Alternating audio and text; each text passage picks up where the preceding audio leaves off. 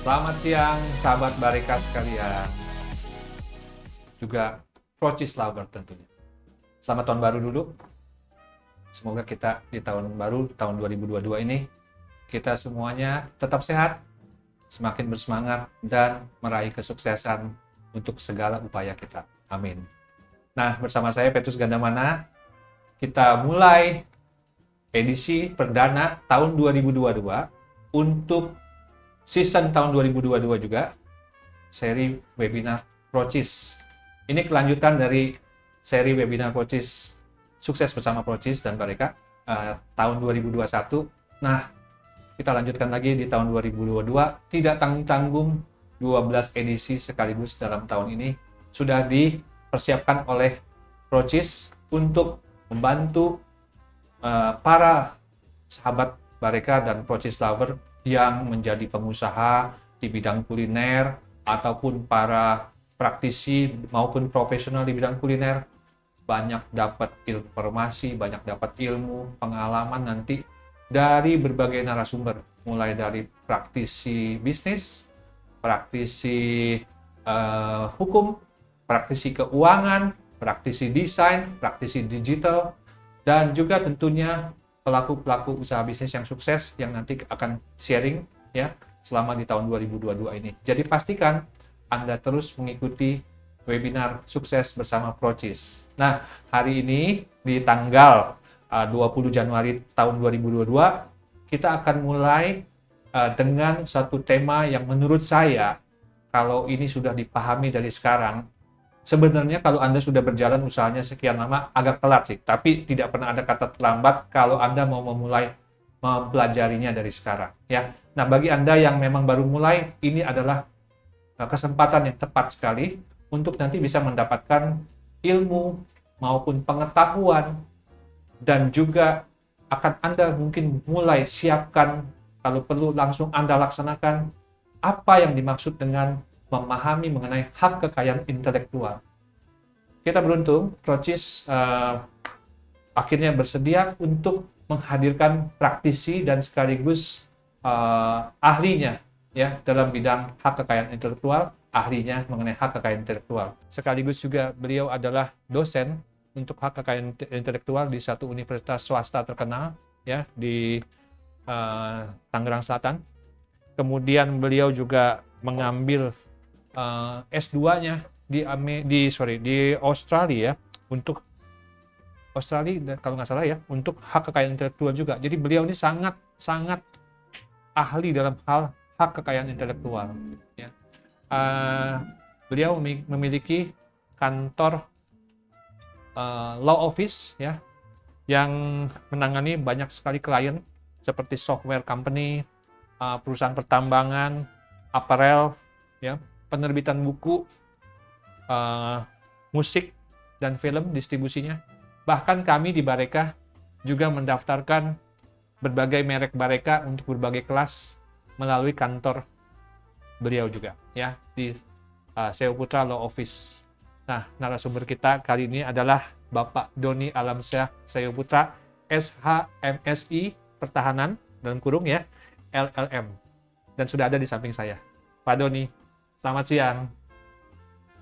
Selamat siang Pak Petrus, selamat siang para sahabat Bareka. Terima kasih Pak sudah berkenan datang ke kantor Bareka Pak. Senang bisa bertemu Pak Petrus lagi. Iya Pak, kita sempat kalau di tahun-tahun sebelumnya kita ada rekaman podcast ya Pak ya mengenai isu-isu yang terkait dengan hak kekayaan intelektual. Pak Doni juga merupakan pengisi kolom mengenai bisnis law di majalah Bareka yang cetak. Dan hari ini di dalam acara ini di tahun baru 2022 Pak Doni mau kasih banyak sekali informasi penting mengenai hak kekayaan intelektual. Terima kasih ya Pak sekali lagi. Nah Pak, Bapak udah tahu lah audiensnya kita ini kan pengusaha kuliner Pak. Yeah. Kalau bahasa Inggrisnya F&B, Food and Beverages ya Pak. Kalau mengenai hak kekayaan intelektual itu sebenarnya apa dan kaitannya dengan bisnis kuliner itu seperti apa? Mungkin Pak Doni bisa sharing Pak, kepada audiens kita. Baik, secara umum saja kita bisa membuat satu pengertian dasar bahwa hak kekayaan intelektual sebenarnya adalah hak yang diberikan oleh negara kepada orang-orang yang memiliki suatu karya yang berkaitan dengan hasil olah pikir atau bisa dikatakan hasil karya intelektual dia. Dan tidak ada industri di dunia yang tidak membutuhkan perlindungan hak kekayaan intelektual, tanpa kecuali adalah industri yang berkaitan dengan bakery, resto, dan kafe, industri yang berkaitan dengan kuliner, ya, mulai dari proses pembuatan bahan baku, ya, pabrik-pabrik yang membuat bahan baku, sampai akhirnya ketika seperti tadi kita saksikan bersama, ada 2 chef menyajikan proses pembuatan suatu produk kue yang nampaknya sangat menyenangkan sekali untuk kita makan nanti. Yeah. Jadi ada resep dagangnya, kemudian ada produk-produk yang bahan-bahan yang digunakan, semuanya itu pada dasarnya tidak bisa terlepas dari kekayaan intelektual. Misalnya aspek rahasia dagang, aspek merek, ya, kemudian aspek desain, ya. Kalau misalnya ada produk-produk tertentu yang berkaitan dengan digunakan untuk membuat, misalnya tadi ada mixer, ada oven, itu semua memiliki unsur kekayaan intelektual, mulai dari desain produknya, ya, dan masih banyak lagi. Baik. Ya. Tadi chef ada, chef lagi, maaf. Saya ingat chef Fatih dan chef Tasya. Ini bukan chef ya, ini adalah praktisi hukum ya, hak kekayaan intelektual. Pak Doni, saya mau tanya, Pak, tadi Bapak ada menyebutkan istilah-istilah seperti pendaftaran merek, kemudian rahasia dagang, desain ya Pak ya. Nah mungkin kita ngomong satu persatu nih Pak ya. Kalau yang terkait dulu Pak dengan pendaftaran merek, orang kadang-kadang sering salah kaprah bilang mempatenkan merek ya, walaupun sebenarnya itu istilah yang beda sekali ya. Mendaftarkan merek itu sebenarnya seberapa penting sih bagi usaha kuliner? Kalau umpama dia baru mulai usaha di rumahan, apa perlu daftarin merek juga? Ya, pendaftaran merek itu sering disalahartikan menyebutnya seperti mempatenkan merek atau mendaftarkan paten. Sebenarnya antara paten dan merek itu adalah 2 hal yang berbeda. Dua-duanya adalah hak kekayaan intelektual. Ditinjau dari rezim kekayaan intelektual yang berlaku di Indonesia saat ini, kita memiliki 7 undang-undang kekayaan intelektual, di mana paten dan merek itu adalah 2 hal yang terpisah dan dilindungi oleh 2 undang-undang yang berbeda. Nah, sekarang mengenai pendaftaran merek itu penting sekali ya, karena banyak orang berpandangan bahwa pendaftaran merek itu dianggap seperti aspek perizinan. Oh, oke. Ada juga yang berpikir bahwa pendaftaran merek itu bisa dilakukan nanti-nanti saja, yang penting usahanya jalan dulu dan sebagainya. Padahal masalah merek ini merupakan suatu tanda yang membuat orang itu bisa membedakan asal-usul suatu produk barang dan jasa, termasuk barang atau jasa yang kita gunakan. Misalnya kita ingin memiliki bisnis kuliner di bidang restoran, kita akan membutuhkan suatu merek yang digunakan untuk menyebut nama restoran kita, dan ini akan membedakan dengan restoran yang lain. Nah, tidak mungkin kita hanya mengurus perizinan rumah makan saja, tetapi kita melupakan pendaftaran merek restoran tersebut. Nanti kalau di kemudian hari ada orang lain yang lebih dulu mendaftar, barulah kita biasanya merasa kelabakan, mengaku kecolongan dan sebagainya. Apalagi kalau kita kena somasi dari orang yang mendaftarkan mereknya lebih dahulu. Dan ini sering dilupakan oleh para pelaku bisnis. Mereka berpikir yang penting usahanya besar dulu, baru kita melindungi hakinya, termasuk mendaftarkan mereknya. Padahal sebaiknya justru ketika kita mulai merintis usaha, dari awal kita sudah mulai memikirkan bagaimana haki termasuk merek-merek kita itu bisa kita lindungi. Salah satu caranya adalah dengan mendaftarkan. Nah ini juga sering saya temui, ada yang sering bertanya begini, Pak Doni. Pak, PT saya sudah saya daftarkan, dan kebetulan di PT-nya itu tergandung nama produk atau nama usahanya dia yang dianggap merek lah Pak ya, oleh dia. Itu pertama. Jadi dia berasumsi kalau sudah mendaftarkan PT-nya itu sudah otomatis mendaftarkan merek. Itu yang pertama ya Pak. Nanti tolong Bapak jawab nih Pak, apakah benar atau salah itu Pak. Yang kedua Pak, dia umpama buka akun di media sosial, apakah di Instagram atau di website, bikin website atau juga di Facebook lah, yang dianggapnya itu adalah merek dia, dan dia berasumsi ketika dia sudah buka akun itu, dialah yang berhak atas merek tersebut. Nah ini tolong dijelaskan Pak, tentang 2 hal kondisi tersebut. Apakah itu termasuk kategori pendaftaran merek? Ya, yang dimaksud dengan pendaftaran merek itu tidak sama dengan pendaftaran ketika kita mengajukan suatu nama perusahaan. Misalnya nama PT, pada waktu kita bermaksud untuk mendirikan PT ya, sebagai suatu badan hukum. Mungkin ada perusahaan-perusahaan yang nama PT dan mereknya sama, tetapi perlindungannya tetaplah berbeda. Misalnya kalau kita menyebut PT XYZ, kemudian mereknya juga menggunakan unsur kata XYZ, maka ketika kita mendirikan PT dan semua sah secara legalitasnya, bukan berarti bahwa merek itu akan terdaftar. Kita harus mengajukan pendaftaran merek itu sendiri secara terpisah, ya. Itu yang pertama. Yang kedua, mengenai orang di zaman sekarang, apalagi media sosial memegang peran penting. Orang membuat suatu akun di media sosial, misalnya di Instagram, dan ternyata setelah dia menggunakan suatu merek yang dia gunakan di Instagram itu untuk menamakan akunnya, tapi dia belum mendaftarkan juga mereknya, maka bukan berarti dia dianggap sebagai pemilik merek itu, karena prinsip pendaftaran, prinsip perlindungan merek adalah didasarkan pada pendaftaran. Kalau merasa belum mendaftar, berarti hak atas mereknya belum ada, belum diberikan oleh negara. Kalau dia sudah mendaftar dan sudah melalui satu rangkaian proses pemeriksaan, mulai dari formalitas, pemeriksaan substantif, dan dapat dibuktikan bahwa tidak ada merek-merek yang dilanggar atau dianggap sama atau menghalangi pendaftaran merek dia, sehingga keluar sertifikatnya, pada saat itulah merek dia sebenarnya terlindungi. Oke. Jadi bagaimana Pak, proses pendaftaran merek itu yang harus mereka ikuti? Caranya seperti apa? Secara umum saja, Pak. Nanti kalau mendetailnya bisa minta bantuan kantor hukumnya Pak Doni untuk membantu proses pendaftaran merek. Ya. Tapi secara umumnya gimana, Pak? Ya. Jadi pada prinsipnya pendaftaran merek itu instansi yang menyelenggarakan itu adalah Direktorat Jenderal Kekayaan Intelektual. Ini di bawah naungan Departemen atau Kementerian Hukum dan HAM, ya. Jadi tidak ada instansi lain. Kadang-kadang ada yang berpikir saya sudah daftarkan di mana, di suatu instansi tertentu, ya. Itu bukan pendaftaran merek sebenarnya.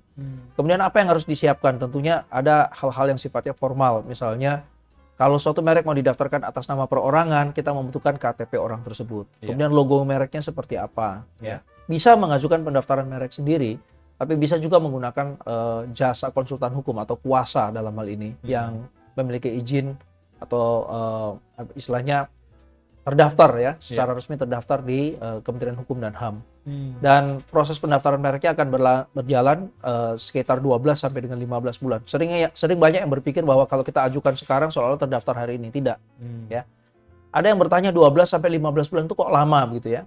Sebenarnya 12 sampai dengan 15 bulan itu adalah prediksi, ya. Dengan adanya undang-undang Cipta Kerja atau yang kemarin disebut Omnibus Law, salah satunya itu tujuannya adalah mempercepat proses pendaftaran merek. Di masa lalu lebih lama, itu bisa sampai 24 sampai 30 bulan. Sekarang jauh lebih cepat. Setidak-tidaknya akan ketahuan hasilnya. Apakah suatu merek kita itu yang sudah kita ajukan permohonannya itu diterima pendaftarannya atau bahkan bisa diusul ditolak karena ternyata sudah ada merek lain yang dianggap menyerupai, ya, dan lebih dahulu terdaftar dengan punya kita. Inti garis besarnya sebenarnya seperti itu, Pak. Ya. Dan apalagi ini sekarang sudah zamannya online, berarti kita lebih cepat juga mengetahui bahwa merek yang akan kita daftarkan ini, betul, apakah kemungkinan besar ditolak atau tidak bisa didaftarkan sama sekali karena sudah dimiliki oleh orang lain, didaftarkan oleh orang lain, atau masih bisa didaftarkan. Karena lebih cepat, ya, Pak, ya. Sudah zamannya online. Pemerintah menyediakan kondisi semacam itu sekarang ini, ya, Pak. Betul, ya. Nah, satu lagi, ya, masih terkait pendaftaran merek, Pak Doni, ya. Umpama saya punya usaha bakery, Pak, yang memproduksi pasti roti dan cake, ya. Kalau saya daftarkan merek itu di kelas atau kategori produk rotinya, namanya katakanlah tadi Bapak kasih contoh XYZ, ya, Pak, ya. XYZ atau Bareka lah nama yang merek yang saya miliki saat ini. Roti makanan yang saya kasih label Bareka. Apakah otomatis itu juga saya sudah terdaftar untuk usaha ruangan kafe saya itu, ruangan bakery saya, toko bakery saya itu, Pak? Ya, pendaftaran merek itu terdiri dari 45 kelas, kita bisa memilih, ya. 45 kelas? 45 kelas. Kelas 1 sampai dengan 34 itu adalah merek yang diperuntukkan bagi produk-produk barang, sehingga disebut merek dagang. Barang apapun, sepanjang dia wujudnya adalah barang, itu disebut merek dagang. Kelas 35 sampai dengan kelas 45 itu adalah ditujukan bagi jasa. Jadi misalnya Pak Petrus sebagai pemilik merek Bareka misalnya, kebetulan bidang usaha utamanya adalah majalah Bareka, dan itu didaftarkan untuk jasa, untuk barang, dalam hal ini majalah, itu produk-produk barang cetakan di kelas 16. Ternyata seiring dengan berjalannya waktu, Pak Petrus ingin mengembangkan usahanya, membuka restoran. Dan restoran ini sudah ada mereknya, Bapak ingin daftarkan. Bapak bisa mendaftarkan merek tersebut untuk jasa di kelas 43 misalnya, ya. 43 itu berkaitan dengan jasa-jasa rumah makan, kafe, bar, dan sebagainya. Termasuk juga jasa akomodasi perhotelan. Itu kelas 43. Nah, di luar itu, kalau Bapak menginginkan misalnya sebuah toko atau kegiatan-kegiatan yang berkaitan dengan marketing produk-produk Bapak atau jasanya Bapak bisa daftarkan kelas 35. Jadi tidak berarti kalau Bapak sudah mendaftarkan di kelas 16 untuk Bareka, berarti Bapak mendapatkan perlindungan di kelas 43 atau 35, kecuali Bapak telah mendaftarkannya. Seperti yang baru-baru kita diskusikan, merek Bareka juga sudah diajukan oleh Bapak di kelas 25. Sudah dapat Pak Sudah dapat sertifikatnya kan? Minggu lalu kami kirim kalau tidak salah. Untuk kelas busana. 25 itu adalah untuk kategori pakaian. Kebetulan Bapak menggunakannya untuk pakaian yang sifatnya merchandise. Misalnya kaos Bareka bagi karyawan, ada logo Barekanya, Bapak menggunakan untuk itu. Dan bisa saja ketika kalau ada orang membeli majalah, ada kenang-kenangan kaos misalnya. Jadi ini berkaitan dengan produk barang di kelas 25. Jadi pada dasarnya pendaftaran merek itu kita memilih kelas. Bagaimana kita memilih kelas? Diskusikanlah dengan konsultan hakinya, produk barang dan jasanya kita apa, nanti ketahuan dia jatuhnya di kelas berapa. Yang paling gampang tuh suatu proses pembelajaran yang kalau sering saya angkat ketika memberikan kuliah misalnya, merek Garuda, ya itu kan didaftarkan untuk atau digunakan untuk jasa penerbangan, ya itu kelas 39. Tetapi juga merek Garuda itu juga terdaftar untuk hotel Garuda, dan di Jakarta cukup banyak rumah makan Garuda ya. Ini kelasnya berbeda. Ada juga produk makanan kacang kulit Garuda, itu juga produknya berbeda. Jadi kelasnya berbeda, produknya berbeda, dan tidak tumpang tindih. Ya, kira-kira demikian Pak Petrus. Sebagai informasi, keju Procis dimiliki oleh Garuda Food Pak. Wah, luar biasa. Ini malah di luar skenario saya menyebut Garuda tadi. Ya. Bapak baru tahu ya sekarang ya? Ya, baru tahu prinsipnya ya. Oke. Garuda Food. Baik. Ya, jadi Bareka ya walaupun harus mengeluarkan biaya untuk ini, saat ini sudah terdaftar Pak, atas bantuan dari Pak Doni juga. Kami sudah terdaftar di majalah. Kelas majalah ya, 16 ya Pak 16. ya. Kemudian untuk event organizer pun, penyelenggaraan event-event ya Pak, dan penghargaan itu Bareka sudah memiliki juga sertifikatnya. Tadi Bapak sebutkan Bareka sudah memiliki juga sertifikat untuk di kelas 25, yaitu busana, sepatu, dan topi. Terus juga ada lagi untuk di media online, Pak. Media online, ya. Iya. Ya, kami bersyukur bahwa berbagai kelas yang sudah kami daftarkan ini memang atas saran dari Pak Doni sebagai konsultan haki ya, sehingga kita bisa lebih tenang dalam berusaha. Tujuannya kan itu Pak, supaya jangan sampai pada saat sedang berusaha ada pihak lain yang mengirim teguran atau somasi atau bahkan lebih berat lagi tuntutan hukum ya Pak ya. Ini yang kita tidak inginkan. Pak, oke tadi pendaftaran merek secara umum sudah Bapak jelaskan. Nah sekarang mengenai di bidang kuliner ini Pak, itu kan ada juga yang namanya resep. Resep ini apa nih Pak? Kategorinya tuh dalam hak kekayaan intelektual tuh di mana tuh Pak? Di bagian apa itu Pak? Resep makanan itu juga mendapatkan perlindungan haki sendiri. Dalam hal ini, sepanjang dia tidak dibocorkan, ya ada usaha memiliki nilai ekonomis, tidak dibocorkan, dia masuk dalam kategori rahasia dagang. Perbedaannya dengan merek, kalau rahasia dagang itu tidak ada kewajiban untuk mendaftarkan.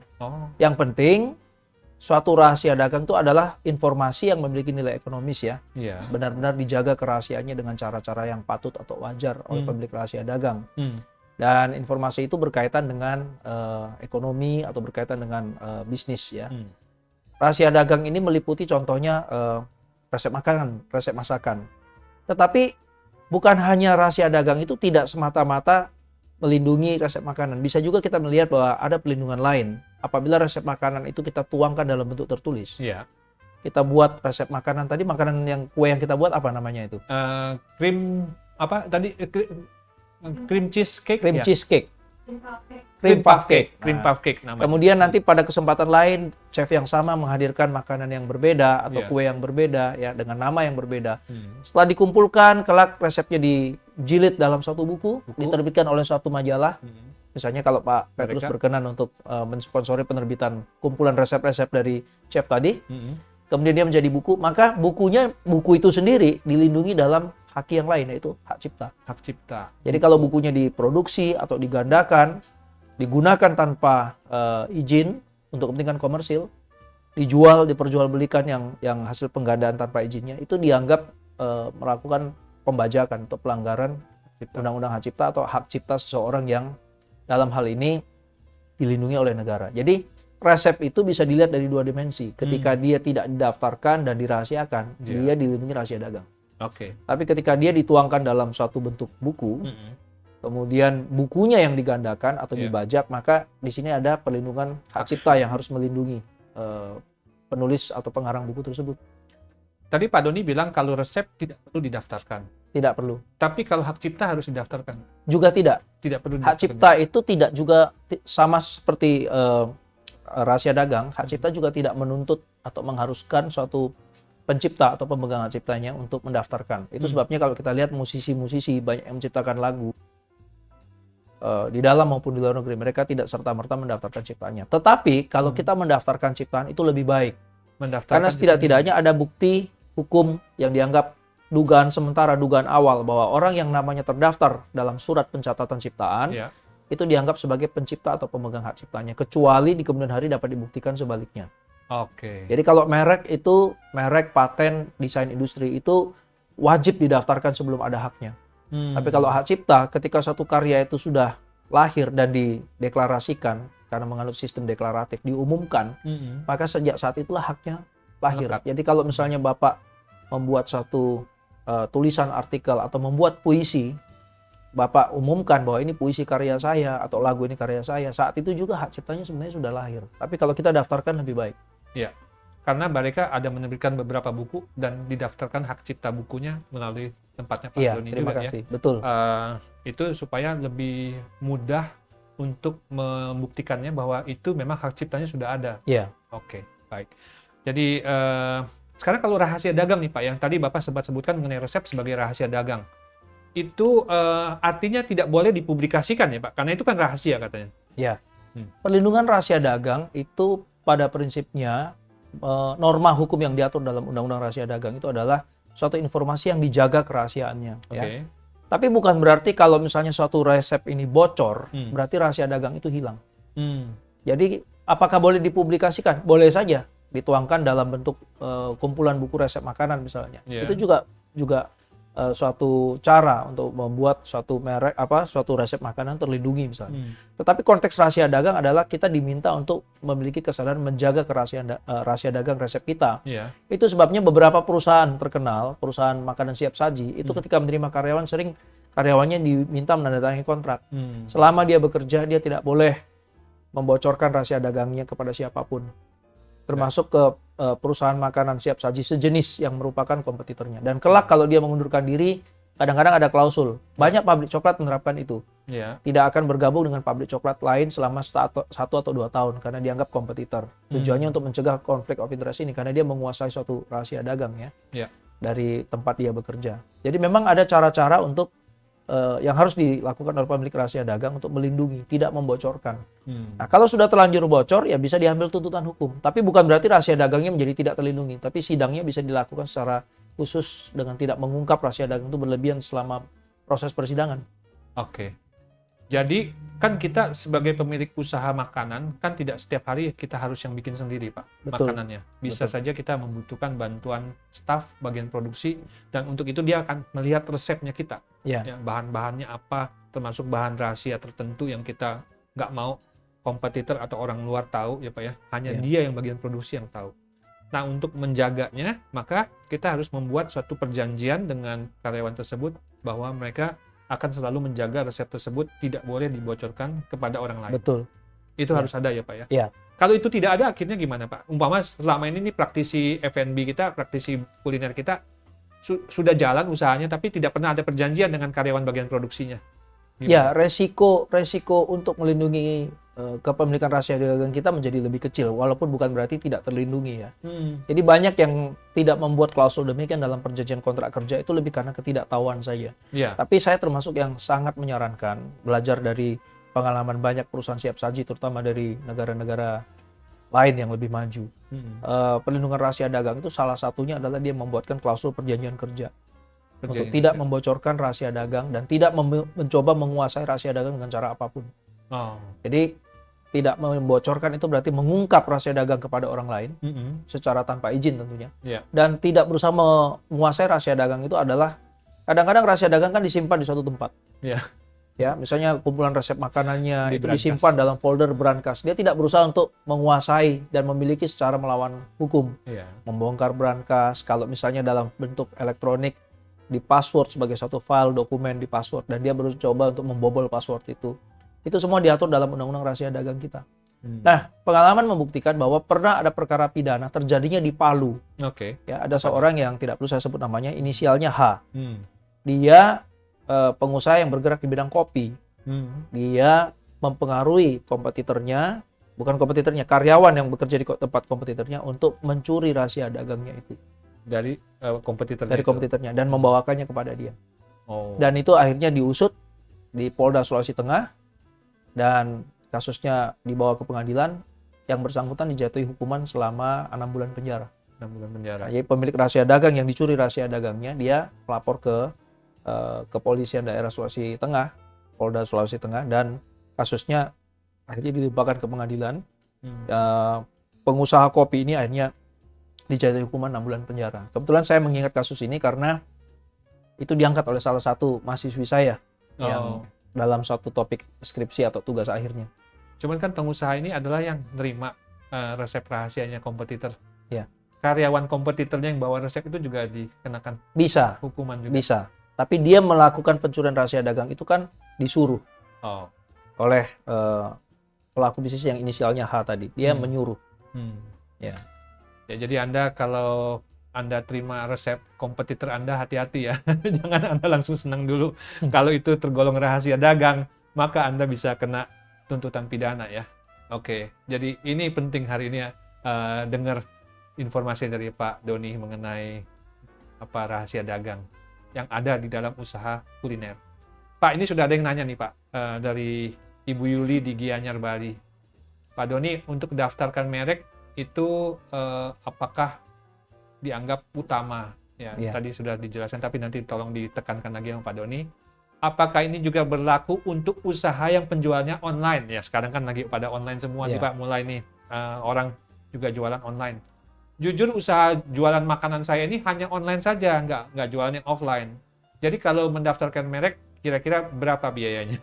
Ya, memang sebaiknya pendaftaran merek itu menjadi prioritas atau perhatian utama setiap pelaku bisnis. Jangan lagi dianggap ini sebagai hal yang secondary, apalagi tertiary ya. Harus dianggap sebagai hal yang diutamakan, karena itu adalah identitas produk dan jasa yang kita tawarkan kepada konsumen. Betul. Nah, apakah ini berlaku untuk usaha online? Tentu saja berlaku. Perbedaan antara online dengan bisnis konvensional itu hanya berbeda platformnya saja. Tapi sebenarnya pendaftaran merek itu berlaku bagi keduanya kan. Kalau kita ingin bisnis kita dilindungi, hak atas merek kita dilindungi, maka sebaiknya kita mendaftarkan. Adapun mengenai biaya saya tidak bisa sebut karena ini menyangkut etis, bukan karena saya tidak ingin menyebut tarif saya misalnya, tetapi kalau saya menyebut biayanya A, bisa saja konsultan lain akan mengatakan, wah biaya itu bisa mengganggu bisnis dia. Dia mengatakan apakah apa yang saya sebutkan itu kemahalan buat dia atau terlalu murah buat dia. Ini menyangkut masalah etis antar konsultan haki. Jadi itu pertanyaan yang terkait dengan mungkin bisa kita bahas secara terpisah tentunya. Nanti Ibu silakan email saja ke Bareka ya, ke contact@bakerymagazine.com pertanyaan ini. Nanti saya teruskan kepada Pak Doni, dari timnya Pak Doni yang akan membalas mengenai jawaban ini ya Pak ya. Kalau siap. itu bisa langsung ya, jadi tidak diumumkan secara acara publik ini. Saya setuju dengan Pak Doni bahwa pendaftaran merek itu bagi kami, bagi di Bareka, bahkan di keluarga saya, kebetulan istri saya juga punya usaha kue kecil-kecilan ya, tidak punya toko ya, hanya menerima pesanan dari teman-temannya saja. Tapi merek usaha kuenya sudah terdaftar juga, dan kami daftar lewat Pak Doni juga ya. Terima kasih atas kepercayaannya Pak Petrus. Sama-sama Pak, sudah terdaftar ya usaha kuenya. Jadi kita tenang dan ingat bahwa selain itu merek sudah kita daftarkan, itu aset lah, aset ya. Jadi suatu saat kalau Anda merasa tidak mau lagi melanjutkan usaha, Anda masih punya satu barang tak berwujud yang namanya hak atas merek. Hak atas merek. Bisa dijual. Bisa dijual. Kalau banyak ada orang yang suka dan pengen sekali dengan merek itu dan Anda punya haknya, Anda silakan saya sebut harga. Kalau mereka setuju, ya mungkin Anda bisa dapatkan keuntungan besar dari sana. Jadi saya selalu merasa memiliki hak atas merek adalah memiliki aset. Cuman asetnya tak berwujud, ya berupa registrasi. Itu Pak. Dan bisa juga dijadikan cara untuk mendapatkan uang tambahan ya. Dalam hal ini melakukan perjanjian lisensi atau yang sering kita sebut franchise waralaba. Jadi banyak pengusaha-pengusaha jasa sebenarnya merek di tempat usaha dia, mungkin dia hanya punya 1 atau 2 outlet. Tapi sisanya itu adalah franchise. Ya. Orang ingin menggunakan mereknya karena mereknya sudah terdaftar dan memang produknya bagus, enak, dikenal publik. Orang melakukan perjanjian lisensi, boleh nggak saya pakai merek Anda? Nah, kita berikan selama perjanjian 2 tahun, 3 tahun, 5 tahun, dia akan membayar royalti kepada kita. Bagi hasil, berapa persen tergantung kesepakatan saja ya, itu masalah hukum kontrak ya, kesepakatan para pihak.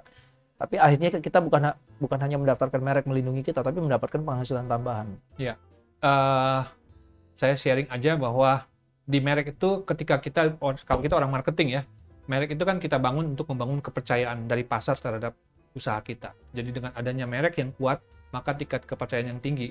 Itulah maka pada satu titik merek itu memiliki suatu nilai yang namanya ekuitas merek. Dan ekuitas merek ini atau nilai dari merek ini yang secara rupiah atau US dollar kadang-kadang bisa melebihi nilai daripada aset fisiknya, bangunan, kantor, peralatannya ya. Itu mungkin katakanlah nilainya dihargain 1 miliar ya. Tapi mereknya mungkin dihargain 10 miliar. Jadi bisa jadi aset merek itu sendiri dihargain lebih tinggi daripada aset fisik. Dan ini tadi Pak Doni sudah sebutkan, kalau Anda mau jalankan bisnis nanti ke depan dengan pengembangan franchise, tanpa Anda memiliki hak pendaftaran merek, Anda tidak bisa franchise-kan merek tersebut, karena Anda tidak punya hak atas merek tersebut. Betul sekali. Ya. Oke, kita lanjut lagi. Nah, ini tadi mengenai resep. Ada Ibu Dina di Tangsel nanya nih Pak, kalau formula resepnya mau dipatenkan, nah ini ada kata dipatenkan nih. Makanan dan minuman andalan yang saya punya di toko saya untuk melindunginya dari pemanfaatan atau penguasaan pihak lain, terutama bekas karyawan saya atau kompetitor saya, apakah dapat saya miliki resep ini selama mungkin bahkan diwariskan? Silakan Pak. Bisa. Yang dimaksud dengan formula resep makanan ini berarti perlindungannya rahasia dagang. Seperti yang tadi saya katakan, itu tidak wajib untuk didaftarkan, tetapi harus ada upaya untuk melindunginya dengan cara yang wajar dan efektif. Ya. Salah satunya adalah dengan membuat perjanjian dengan karyawan. Kalau Anda bergabung, Anda tidak boleh membocorkan rahasia dagang, Anda tidak boleh membawa keluar rahasia dagang, menyebarkannya kepada pihak lain, dan bahkan tidak boleh menguasai memilikinya. Nah, kita harus menyimpan rahasia dagang itu dengan sebaik-baiknya. Tidak harus ada pendaftaran ya sebenarnya kalau rahasia dagang itu. Ya. Dan apakah bisa dimiliki selama mungkin atau bahkan diwariskan? Jawabannya bisa, karena rahasia dagang itu berlaku seumur hidup, selama-lamanya. Seumur hidup ya Pak? Lebih tepatnya selama-lamanya ya. Kelak, makanya ada restoran-restoran yang resepnya diwariskan turun-temurun kan? Iya. Itu bisa diwariskan memang. Bisa diwariskan. Iya. Nah, kalau merek nih Pak ya, ini berarti udah tidak terkait dengan resep ya. Kalau merek itu bisa hilang nggak Pak perlindungannya? Bisa. Merek ketika kita daftarkan 1 kali dan terdaftar, itu masa berlakunya adalah 10 tahun. Ada dan expirednya. Ada sebelum habis 10 tahun itu kita bisa perpanjang lagi untuk 10 tahun berikutnya. Nah, apakah suatu merek bisa hilang perlindungannya? Jawabannya bisa. Ketika merek sudah terdaftar, kemudian ada pihak ketiga yang menyatakan bahwa dia keberatan dengan merek itu, merek yang sudah terlanjur terdaftar itu, dan dia ingin mengajukan gugatan pembatalan merek di pengadilan niaga. Karena merek yang sudah terlanjur terdaftar itu dianggapnya sama dengan merek dia yang sudah terdaftar duluan, atau merek dia adalah merek terkenal. Dia mengajukan gugatan pembatalan merek dan dimenangkan gugatannya. Maka merek yang dibatalkan tadi, milik kita misalnya, sudah terdaftar tadi, yang terdaftar dibatalkan oleh pengadilan niaga, maka hilanglah hak atas merek kita. Cara lain adalah bila terjadi gugatan penghapusan merek. Saya mendaftarkan suatu merek, misalnya Bareka, ya, dan terdaftar. Tapi merek ini tidak saya gunakan, Pak. Saya daftarkan misalnya untuk majalah. Pak Petrus mendaftarkannya untuk majalah di kelas 16. Ternyata Bapak tidak memproduksi majalah di kelas 16. Bapak tidak pernah menggunakan sejak merek ini terdaftar selama 3 tahun berturut-turut. Sejak tanggal pendaftaran atau sejak pemakaian terakhir. Maka ada pihak yang menginginkan merek itu, dia bisa mengajukan gugatan penghapusan merek. Agar merek itu bisa dihilangkan dan dia yang mendaftar. Oleh karena itu kalau Bapak mendaftarkan suatu merek, hendaknya merek tersebut digunakan persis dengan itikat baik. Digunakannya, ada juga orang merasa sudah daftar tapi pemakaiannya nggak sesuai gitu kan. Harus dengan itikat baik dan sesuai dengan barang dan jasa yang waktu dulu kita daftarkan itu kelasnya kelas apa dan produknya apa atau jasanya apa. Oke, jadi merek ada masa berlakunya. dan bisa kita perpanjang Setiap 10 tahun sekali. setiap 10 tahun. Otomatis kalau kita perpanjang sebagai yang sudah pemilik yang mendaftarkan itu yang mendapat hak prioritas untuk diperpanjang ya Pak. Hak yang menggunakan Hak yang menggunakan. dan memperpanjang merek tersebut. Jadi kalau misalnya merek Bapak dulu sudah terdaftar 10 tahun melalui jasa kami, saya baru bertemu Pak Petrus 10 tahun lagi untuk mengingatkan perpanjangannya. Iya. 10 tahun sekali 10 tahun pekerjaannya sekali. itu. Betul. Kebetulan memang tahun ini ada yang bakal diperpanjang. Wah, senang mendengarnya. Sudah kita tunggu kalau begitu. Iya Pak Doni. Iya. Nah ini ada rekan kita dari Dynamic Bakery. Pak, yang tadi sebenarnya sudah disinggung, daftarin merek dagang dengan hak paten merek apakah sama Pak? Ya, mendaftarkan merek dagang itu ini istilahnya rancu ya, Iya. hak paten merek. Sebenarnya tidak ada istilah hak paten merek. Yang ada adalah hak atas merek. Jadi paten dengan merek itu dua hal yang berbeda. Paten itu adalah haki juga, Iya. tapi diberikan dalam konteks penemuan yang berkaitan dengan teknologi. Ya, misalnya ada orang menciptakan mesin tertentu ya, itu namanya paten. Dipatenkan. Dia perlindungannya 20 tahun. Kalau yang dimaksud dengan merek itu adalah bisa merek dagang atau merek jasa, itu berlakunya 10 tahun dan dapat diperpanjang. Kalau paten 20 tahun tidak bisa diperpanjang. Karena teknologi itu setelah 20 tahun dianggap sudah Obsolete ya. obsolete, udah kadaluarsa. Akan ada teknologi baru yang lebih canggih, ya. Kalau merek itu bisa dikatakan selama diperpanjang, sebenarnya merek itu berlaku selamanya. Ya. Asal 10 tahun, 10 tahun, 10 tahun sekali diperpanjang. Kan begitu? Kita ada pernah kenalan saya waktu itu Iya. sempat konsultasi sama Pak Doni, saya referensikan ke Pak Doni. Beliau pengusaha terkenal di bidang bakery, saya tidak sebutkan kotanya karena nanti langsung tahu ya. Kelupaan memperpanjang. Iya. Kelupaan memperpanjang, Iya. akhirnya malah sekarang kebingungan karena orang lain yang memiliki akhirnya. Betul. Padahal usahanya sudah sangat besar, Pak. Gara-gara kelupaan aja tuh. Ya, saya juga ingat kasus itu. Dia memiliki satu merek yang didaftarkan di 3 kelas. Iya. Dari 3 kelas ini 2 dia perpanjang, 1 dia lupa. Oh, oke. Nah, ketika 1 ini lupa, ada orang lain yang mendaftarkan dengan unsur kata sama dengan merek ini di kelas yang dia lupa ini. Dan sekarang dia sulit untuk bisa mendaftarkan merek ini karena sudah diambil oleh orang lain merek itu. Dan ini pentingnya perpanjangan merek. Ya. Iya. Pekerjaan cuma 10 tahun sekali kok. Catat aja di HP, di kalender, kasih reminder bahwa sudah saatnya memperpanjang merek yang ini. Ya. Ya. Itu kerjaan yang mudah tapi bermanfaat dan penting bagi aset usaha Anda. Benar. Ya. Oke, Pak. Ini kita dari merek, sekarang kita ke hal lain yang juga ada di usaha kuliner, Pak. Ya. Ini kan kadang-kadang kalau lagi ada film, Bapak kan juga senang nonton film, dan film yang terkenal, karakternya, figurnya ya Pak ya, umpama seperti figur kartun lah ya, atau figur-figur superhero gitu kan. Sekarang malah BTS ya Pak ya, dari Korea, grup band. Itu kadang-kadang ada ibu-ibu yang saking sukanya dan tahu market meminta itu, bikin figur itu Pak, di kuenya, dan dijual untuk katakanlah merayakan ulang tahun dari customernya. Itu bagaimana Pak? Saya ingat saya pernah menulis artikel di majalah Bareka tentang ini. Ya. Dan saya ingat juga pada masa kecil saya, kalau saya ulang tahun, ada kue tart, di situ ada karakter action hero ya, Iya. figur karakter action hero kesukaan saya dulu. Nah sebenarnya karakter-karakter demikian itu dilindungi, misalnya Spider-Man, Batman, Superman ya, itu dimiliki oleh pemegang hak cipta atas karakter tersebut. Ya. Bisa Marvel ya, bisa DC. Jadi DC Comic ya. Dan ini dilindungi ya. Tanpa izin mereka sebagai pemegang hak cipta, sebenarnya kita tidak boleh menggunakan karakter-karakter itu tanpa izin. Ya. Jadi saya masih ingat kira-kira lebih dari 10 tahun yang lalu, saya pernah mengirim ketika saya masih bekerja di salah satu kantor advokat, tempat saya pertama kali merintis karir saya sebagai seorang praktisi hukum. Ya. Ada pengusaha coklat yang kemudian coklatnya dijual sebagai semacam souvenir di atas pesawat. Jadi bisa belanja apa Online, di pesawat. di pesawat ya. itu kan. Nah, coklatnya itu In-flight- menggunakan in-flight in-flight shopping. Coklatnya itu menggunakan karakter-karakter tertentu dan diberikanlah teguran di situ. Oh. Nah itu sebenarnya usaha-usaha membuat kue tart segala macam itu sebenarnya nggak boleh Memakai figur menggunakan figur-figur seperti itu tanpa izin tanpa izin. atau lisensi. Kalaupun akhirnya selama ini sudah berjalan, itu bukan berarti boleh. Itu karena banyak hal. Misalnya karena ini dilindungi oleh hak cipta, Ya. pemegang hak ciptanya mungkin nggak melapor ke polisi, ya nggak kenapa.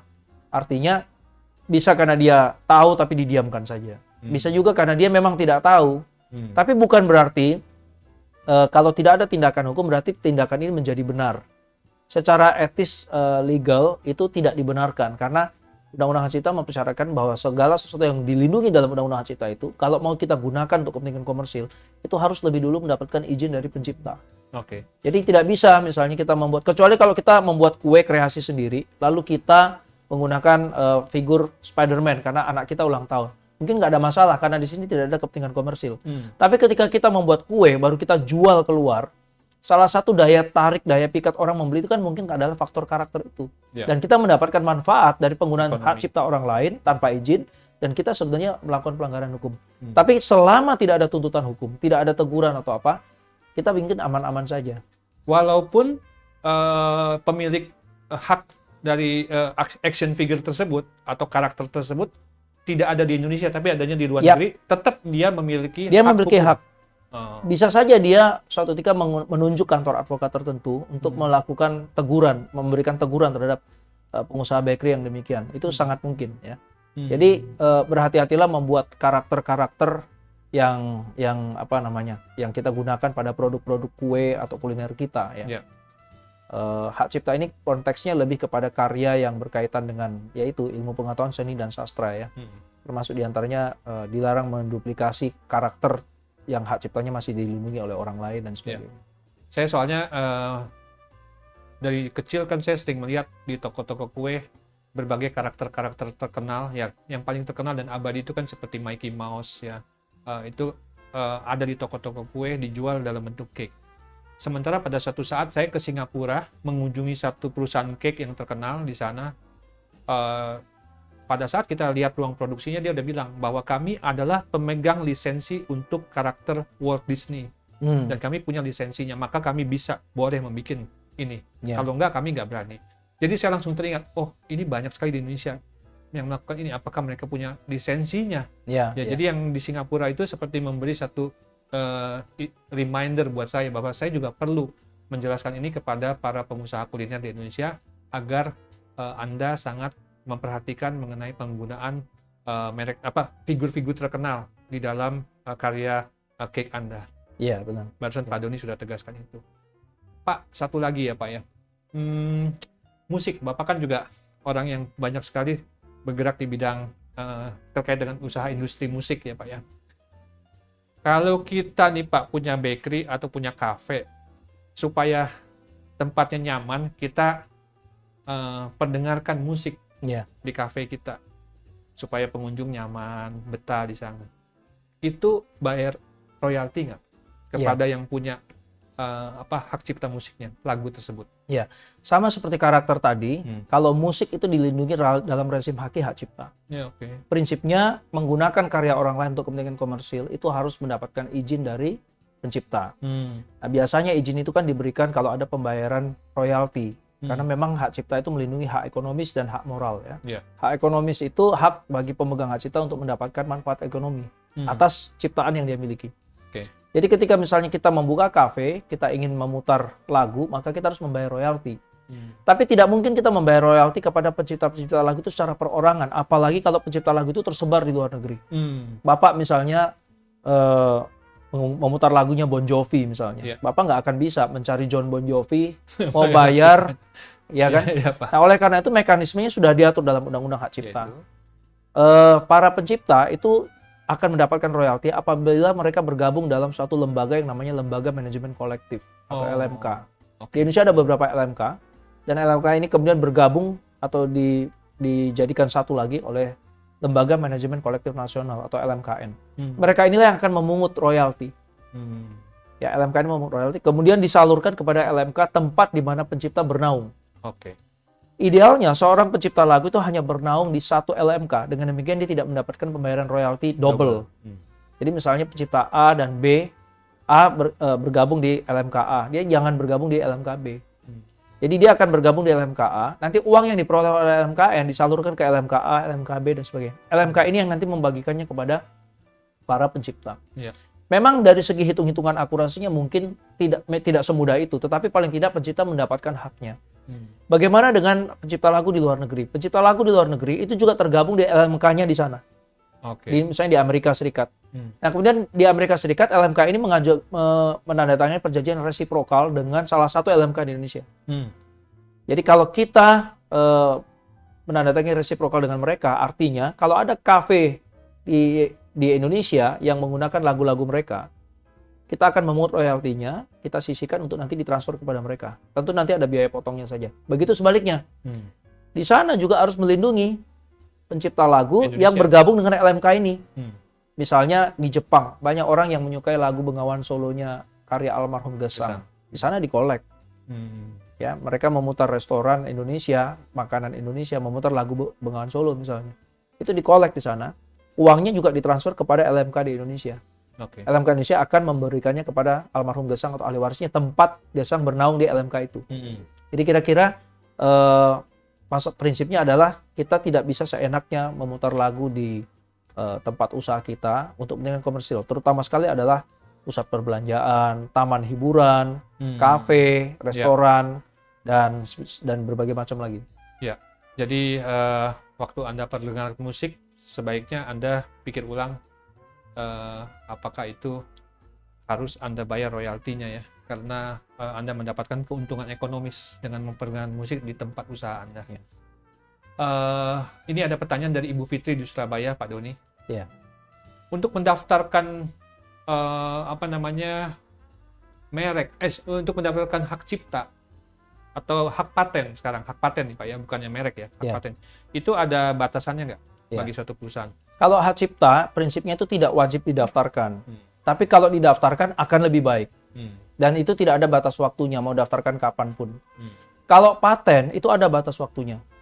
Paten itu didaftarkan untuk penemuan di bidang teknologi yang betul-betul baru.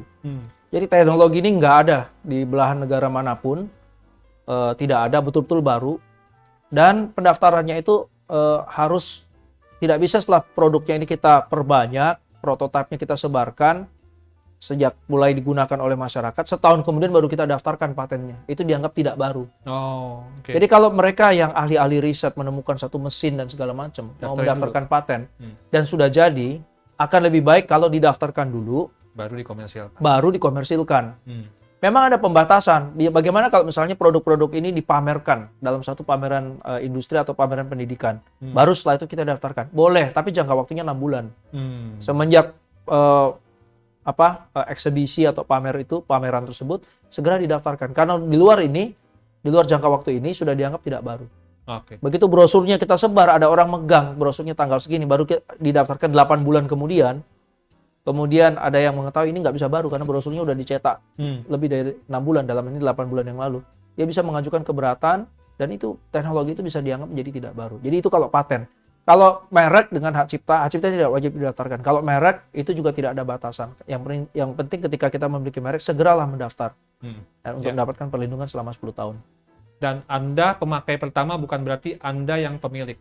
Iya. Ya, yang prinsipnya adalah pendaftar pertama yang berhak memiliki. Ya, karena kita pendaftaran merek dan paten itu menganut prinsip first to file. First to file. Ya. Jadi siapa yang daftar duluan, dia dianggap sebagai pemegang atau pemilik hak atas merek dan paten itu. Ya, jadi akan sangat disayangkan kalau Anda mengabaikan atau menganggap remeh pendaftaran merek ketika nanti usahanya udah jalan, baru Anda kepikir daftarin. Tapi ada orang lain melihat. Ini contohnya ini, mereknya Procis ya, dia daftarkan. Tapi dia bukan hanya bisa mendaftarkan Procis, dia bisa daftarkan packagingnya juga sebagai merek, kemasan ini. Tata letak warna, komposisi garis warna juga bisa didaftarkan sebagai desain industri. Ya. Jadi unsur merek bukan hanya Procis, bisa juga dia Procis Gold, bisa. Satu Pak, saya mau tanya juga, Bapak barusan singgung itu, ya kita sebut saja contoh lah Pak, McDonald itu kan sekarang sering dikasih lambangnya seperti M gitu aja ya Pak. Nah itu bisa didaftarkan sebagai, bisa juga ya? Bareka juga ada B kan? Iya, B. Untuk aplikasi. Untuk aplikasi di smartphone ya. Jadi kalau kita mau membuka majalah Bareka online misalnya, itu ada logo B, bisa. Ya itu bisa menjadi logo merek juga. Bisa menjadi logo. Bisa. Dan logo adalah dikategorikan sebagai pendaftaran merek juga. Ya, merek itu bisa berupa logo gambar, lukisan, komposisi, gabungan antara warna dan lukisan dengan unsur kata. Merek juga bisa kata saja. Merek juga bisa berupa foto. Contohnya jamu Nyonya Menir. Oh iya. Ada foto, ada unsur potretnya kan di situ kan. Bisa juga wajahnya Kolonel Sanders di KFC, itu juga bisa menjadi merek. Nama orang juga bisa jadi merek. Misalnya Johnny Andrean, Hmm. Rudi Hadisuwarno, Ya. Nyonya Suharti, ayam goreng. Ayam goreng Nah, itu juga bisa didaftarkan sebagai merek. ada fotonya ibu juga, Ya. ada yang ayam juga. Ada satu merek di bidang kuliner yang juga mencerminkan nama pemiliknya. Hah? Namanya Caroline Pastry. Thank you, Pak. Ya, itu satu hal yang nanti dibicarakan pada sesi yang berikutnya. Ya. Pak, mau tanya, satu lagi yang paling penting Pak dalam kaitan dengan merek. Dan ini terkait dengan usaha makanan sering sekali muncul. Ya. Yaitu yang namanya indikator geografis, indikasi geografis. Contohnya nih Pak, beras Cianjur, kemudian kopi Toraja, ya, kemudian ya kopi Sidikalang lah umpama atau apa, empek-empek Palembang, nah gudeg Jogja, itu gimana Pak? Bisa dijelaskan tuh Pak? Ya, indikasi geografis itu sebenarnya seperti merek juga. Dia adalah tanda yang diberikan kepada suatu produk, terutama karena kekhasan memiliki aspek khas yang tidak dimiliki oleh produk lain, terutama adalah karena unsur alam geografisnya, atau karena unsur ada juga faktor sentuhan manusia ya. Oke. Kalau di Indonesia contoh indikasi geografis itu misalnya beras Cianjur, bukan pempek Palembang Pak, itu nama makanan. Nggak bisa ya? Nggak Itu bisa. Bukan coto Makassar. Bukan coto Makassar. Bukan juga Bika Ambon, bukan. Itu nama makanan. Iya. Ya. Kalau Bapak membuat Bika Ambon di Jakarta atau di Surabaya atau di Ambon, namanya tetaplah dia Bika Ambon. Iya. Bapak membuat coto Makassar, di Manado atau di Papua, ketika makanan itu jadi, namanya tetap coto Makassar. Dia tidak berubah nama menjadi coto Jayapura, coto apa gitu. Jadi itu bukan indikasi geografis. Okay. Kalau indikasi geografis itu suatu produk yang karena ditanam di daerah tertentu, maka rasanya akan berbeda dengan produk-produk lain yang tidak ditanam di daerah itu. Oh. Ini mudahnya saja untuk menerangkan. Contohnya misalnya gini, kopi Toraja itu hanya bisa dikatakan kopi Toraja karena ciri khas dan cita rasanya dia ditanam di daerah Toraja. Ada aspek lingkungan alam, tingkat kesuburan keasaman tanah dan sebagainya. Nah, kalau ada pengusaha kopi membuat di luar Toraja, misalnya di Lampung, produknya juga kopi walaupun katakanlah sama-sama robusta. Varietasnya sama. Kemudian dia bermaksud mengelabui konsumen dengan mengatakan kopi ini juga dari Toraja. Dia pakai tanda indikasi geografis kopi Toraja. Padahal bukan, itu kopi Lampung. Itu tidak dibenarkan. Jadi yang namanya indikasi geografis itu, produknya itu hanya berasal di daerah itu saja. Oke. Ditanam di Lampung namanya sudah lain, karena dia tidak akan sama rasanya dengan itu. Makanya tiap daerah memiliki indikasi geografisnya sendiri. Kopi Gayo Aceh, kopi Toraja, kopi Mandailing, kopi di Flores juga Flores, ada ya kan. Kemudian kopi Lampung itu sudah memiliki indikasi geografisnya masing-masing. Ya. Termasuk beras Cianjur, beras Solok. Tadinya ditanam di sana di daerah Cianjur, memiliki satu kekhasan dari Cianjur itu, dari tanahnya itu ya. Okay. Beras basmati mungkin dari India. Ya. Kalau di luar negeri itu banyak yang terkenal tuh champagne. Kemudian anggur, Shiraz. Ya, itu betul-betul kualitas anggurnya berasal dari satu kota itu saja ya. Ya, nggak bisa dia pakai kota itu di produksi di negara lain. Ya. Ya, jadi Anda mesti tahu bahwa ada indikasi geografis yang tidak bisa Anda daftarkan sebagai merek.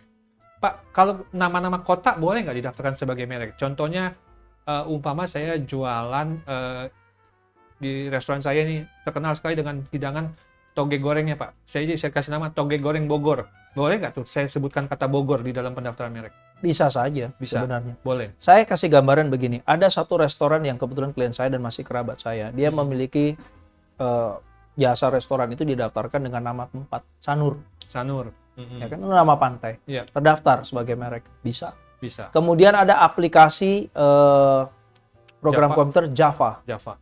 Ya kan, Java itu kita tahu logonya kayak kopi begitu ya, kayak secangkir kopi, tapi tulisannya Java yang kalau diartikan artinya adalah Jawa. Bisa saja. Oke.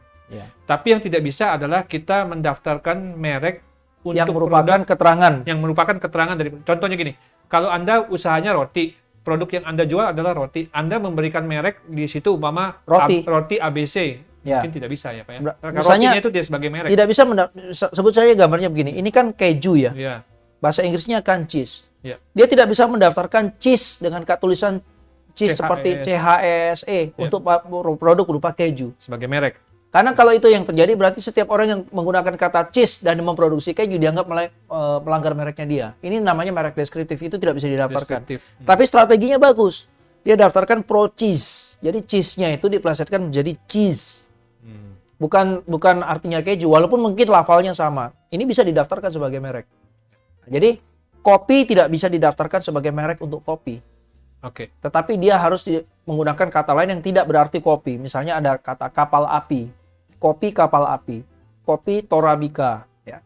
Nah itu contoh-contoh merek-merek yang tidak deskriptif. Jadi tidak bisa dengan rezim merek yang saat ini, itu tidak bisa lagi mendaftarkan suatu benda dijadikan merek untuk melindungi benda yang sama, benda yang bersangkutan.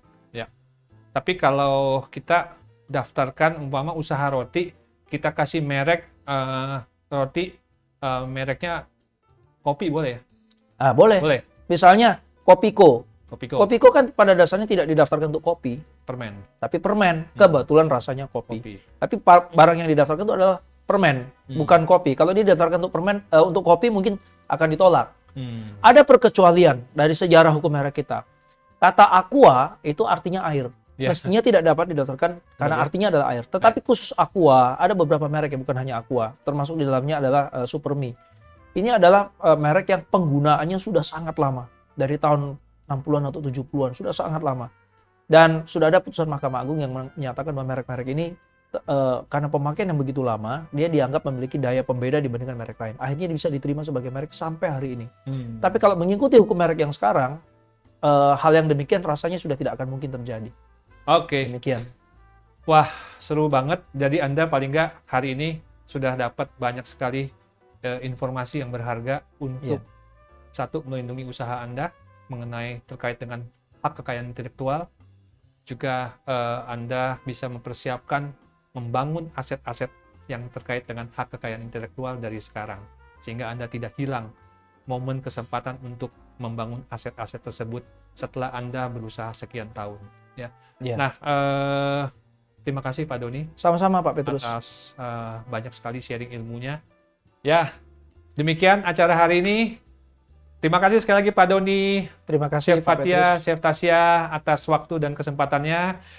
Semoga Anda semua yang menikmati acara hari ini mendapatkan manfaat yang maksimal untuk kegiatan usaha Anda. Tetap sehat selalu jaga protokol kesehatan dalam kegiatan sehari-hari Anda, dan sukses untuk kita semua. Sampai jumpa bulan depan.